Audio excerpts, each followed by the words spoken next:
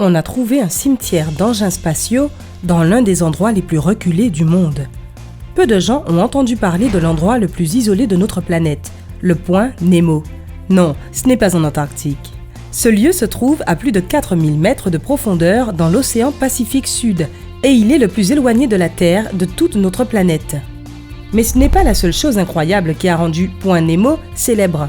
Un beau jour, quelqu'un a décidé que ce serait justement l'endroit idéal pour faire s'écraser des satellites en fin de course.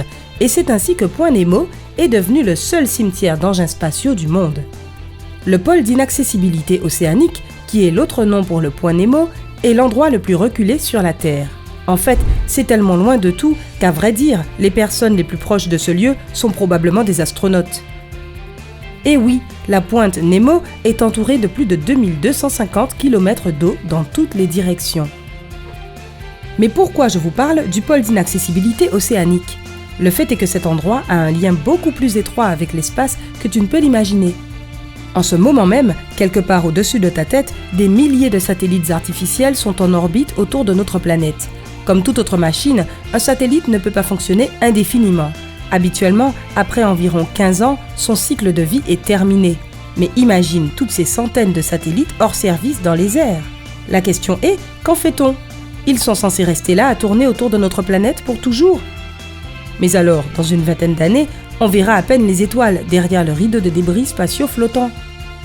J'exagère, mais tu vois ce que je veux dire. Ce serait affreux. Il y a deux façons de se débarrasser des satellites morts, et le choix dépend de leur taille et de leur hauteur. Si l'orbite d'un satellite se trouve très haut au-dessus de notre planète, il est plus facile de l'envoyer encore plus loin dans l'espace que de le ramener sur Terre. En plus, il consommera beaucoup moins de carburant. Donc, ces engins-là se retrouvent dans un endroit étrange qui s'appelle une orbite cimetière ou de rebut. Cette orbite est située à 320 km plus loin de la Terre que le satellite actif le plus éloigné, lui-même situé à environ 36 000 km.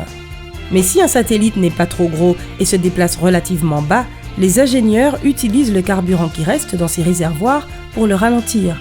Par conséquent, l'engin tombe de son orbite et commence à s'approcher de la Terre à la vitesse folle de plus de 27 358 km/h. Dans ce cas, la chaleur provenant de la friction de l'entrée dans l'atmosphère fait brûler le satellite. Toutefois, dans ce cas, les responsables du satellite doivent prouver que s'il tombe seul, la probabilité de dommages matériels ou corporels est inférieure à 1 sur 10 000, ce qu'ils parviennent généralement à faire avec des vaisseaux spatiaux relativement petits. Mais qu'en est-il des plus gros objets, comme les grands satellites ou même les stations spatiales entières ? Le problème, c'est qu'ils pourraient ne pas brûler complètement avant d'atteindre la surface de notre Terre, ce qui représente évidemment un risque terrible pour notre sécurité. C'est pourquoi si les risques sont supérieurs à 1 sur 10 000, les ingénieurs doivent effectuer une désorbitation contrôlée. C'est alors que le point d'inaccessibilité entre en jeu. Les ingénieurs de l'aérospatiale ont l'immense opportunité de pouvoir se débarrasser des objets devenus encombrants à Point Nemo, sans rien risquer de heurter au passage. Cela dit, enterrer un satellite obsolète dans le cimetière spatial exige des compétences exceptionnelles. Les agences spatiales doivent organiser et parfaitement chronométrer un atterrissage en catastrophe pour qu'il se produise exactement bien juste au-dessus de l'endroit nécessaire. Et c'est parfois plus facile à dire qu'à faire. En septembre 2011, la Chine a lancé sa première station spatiale, Tiangong 1. Tout s'est bien passé jusqu'à ce que l'agence spatiale perde le contrôle de sa station en 2016. Après avoir officiellement mis fin à son service, la station a dû réintégrer l'atmosphère terrestre en 2018, mais personne ne savait où elle allait s'écraser.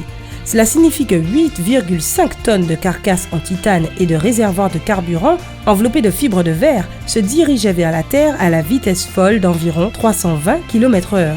Et comme la Chine n'avait pas le contrôle de la station, elle ne pouvait pas s'assurer que ce Léviathan se désintégrerait exactement au-dessus de Point Nemo. En fin de compte, la station spatiale est tombée dans l'océan Pacifique, mais cela s'est produit à plus de 3500 km du point d'inaccessibilité. Quoi qu'il en soit, la station a quasiment entièrement brûlé en entrant dans l'atmosphère et a plongé dans l'océan sous la forme d'une pluie de milliers de petits morceaux. Mais comme je viens de le dire, cet amérissage en catastrophe a eu lieu parce que l'engin n'était plus maîtrisé. Mais heureusement, dans la plupart des cas, les ingénieurs en aérospatial parviennent à diriger leurs engins vers le site d'atterrissage prévu. C'est pourquoi depuis 1971, l'année où le Point Nemo a été choisi pour devenir un cimetière de navettes spatiales, les agences spatiales ont déjà rejeté plus de 260 satellites morts dans l'océan. Le plus gros morceau est le laboratoire spatial russe Mir, enfoui sous 3 km d'eau. C'est un énorme amas métallique de 120 tonnes qui a touché la surface de l'océan en 2001. Parmi les autres vaisseaux spatiaux qui reposent au fond de Point Nemo se trouvent 6 stations spatiales russes Salyut, 6 vaisseaux cargo japonais HTV, 5 cargos de l'Agence spatiale européenne et même une fusée SpaceX. Et l'on estime que vers 2024, la Station spatiale internationale elle-même se retrouvera probablement aussi dans le cimetière des vaisseaux spatiaux.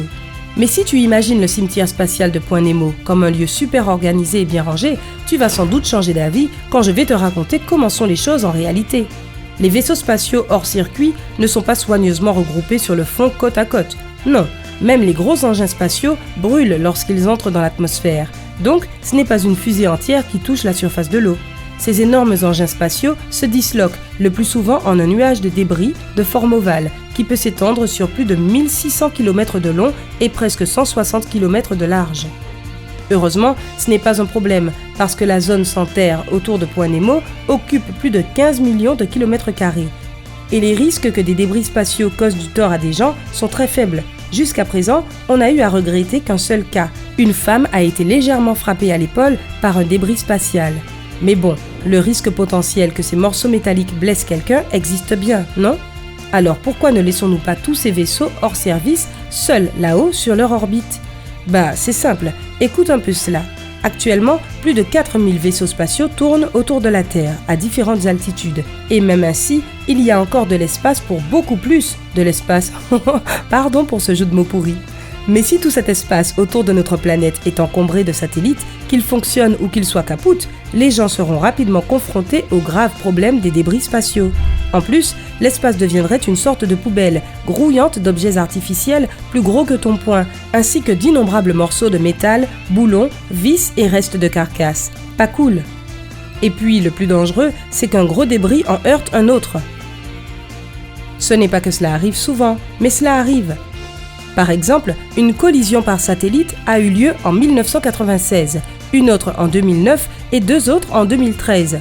Après ces accidents, des nuages de débris spatiaux sont apparus qui constitueront une menace pour d'autres satellites durant des centaines d'années après les collisions. C'est la raison pour laquelle les agences spatiales prennent le sujet tellement au sérieux. En fait, la plupart des engins spatiaux modernes sont dotés de systèmes intégrés qui aident à les désorbiter et à atterrir dans la zone désignée. Mais qu'en est-il de ces pauvres vieilles épaves dans l'espace, qui orbitent autour de la planète depuis des décennies ? Complètement hors de contrôle, elles représentent une grande menace pour la sécurité de notre planète. Mais ne t'inquiète pas, les scientifiques travaillent à y trouver une solution. Espérons qu'il y aura bientôt de nouvelles technologies qui nous permettront de retirer ces vieux engins spatiaux de leur orbite en les tirant au lasso et en les remorquant. Et avant de finir, que dirais-tu d'apprendre quelques faits étonnants sur l'un des endroits les plus insolites de la Terre, le fameux Point Nemo ? La chose la plus incroyable à propos du pôle d'inaccessibilité est que l'homme qui l'a découvert n'y est jamais allé. C'est en 1992 que Arjvoj Lukatela, un ingénieur géomètre croate, a utilisé un programme informatique pour déterminer quel était l'endroit le plus éloigné de toutes les autres coordonnées terrestres. Ah, et au fait, si tu croyais que le nom de Point Nemo était une référence au poisson, tu vas devoir revoir tout de suite ta position. La vérité, c'est que Nemo signifie « pas d'homme » en latin. Et c'est ce qui lui a valu son nom, parce que c'est adapté, non ? Donc, il s'est avéré que le spot était situé presque au cœur du gyre du Pacifique Sud, un courant de la taille d'un monstre. Ce fort courant, qui empêche l'eau riche en nutriments de pénétrer dans la zone, est responsable de la quasi-absence de vie à Point Nemo. Et comme tu le sais, pas de nourriture, pas de vie. Enfin, rien à part de minuscules crabes subsistant près des roches volcaniques et des bactéries toujours présentes. Il fait du pôle d'inaccessibilité l'endroit le plus dépourvu de toute trace de vie de tout l'océan. Bon, allez, maintenant on t'offre une occasion en or. Aimerais-tu visiter Point Nemo et voir le cimetière des engins spatiaux ? Fais-le moi savoir dans les commentaires. Si tu as appris quelque chose de nouveau aujourd'hui, donne un j'aime à cette vidéo et partage-la avec un ami. Mais hé, ne quitte pas l'espace aérien tout de suite. Nous avons plus de 2000 vidéos sympas à te montrer. Tout ce que tu as à faire, c'est de choisir la vidéo de gauche ou de droite, de cliquer dessus et de passer un bon moment. Reste avec nous du côté sympa de la vie.